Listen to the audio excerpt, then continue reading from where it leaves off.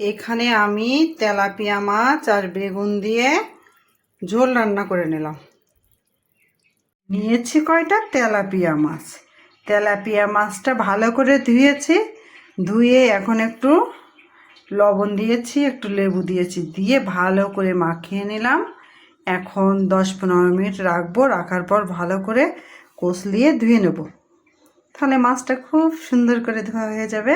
ভালো থাকেন সবাই, নমস্কার। এই যে তেলাপিয়া মাছ আমি এপিট ওপিট করে ভেজে নিলাম। সবগুলোই ভেজে নেওয়া হয়ে গেছে, এবার নামিয়ে নেব। বেগুন দিয়ে ঝোল রান্না করব। সর্ষে বাটাতে ঝাল করলেও ভালো লাগে, কিন্তু আজকে এই যে বেগুন কেটে রেখেছি, বেগুন দিয়ে পাতলা করে ঝোল রান্না করব। এখানে কালো জিরে আর জিরে দিয়ে দিয়েছি তেল দিয়ে, আর এই যে বেগুন দিয়ে দিলাম, দিয়ে বেগুনগুলো ভেজে নেব। এবার একটু লবণ হলুদ দেবো,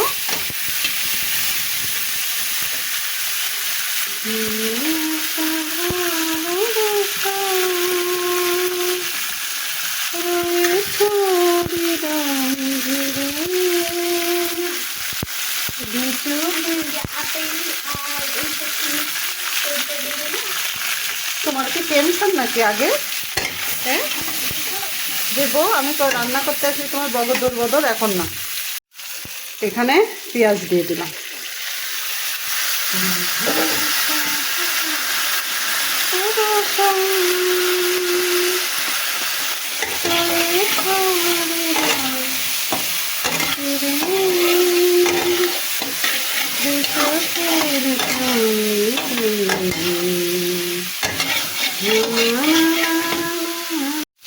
আমি বেগুনটা ভেজে নিলাম।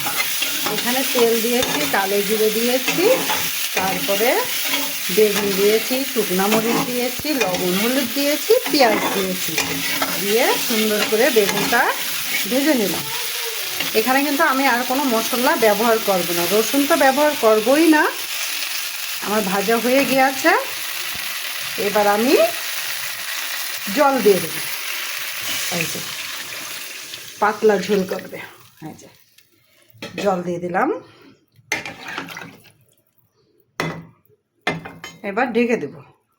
বেগুন দিয়ে মাছের ঝোলটা সুন্দরভাবে জ্বালিয়ে নিলাম, নিয়ে এই যে ভেজে রাখা মাছটা আমি এখন ঢেলে দিয়ে দিলাম। তেলা পোকা মাছ। একটু দাঁড়াও না, আমাকে একটু কাজ করতে দাও।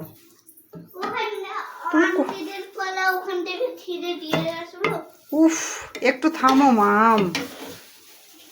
আমি যখন ভিডিও অন করি তখন আমার মন আমার বকার সময় আছে। হ্যাঁ,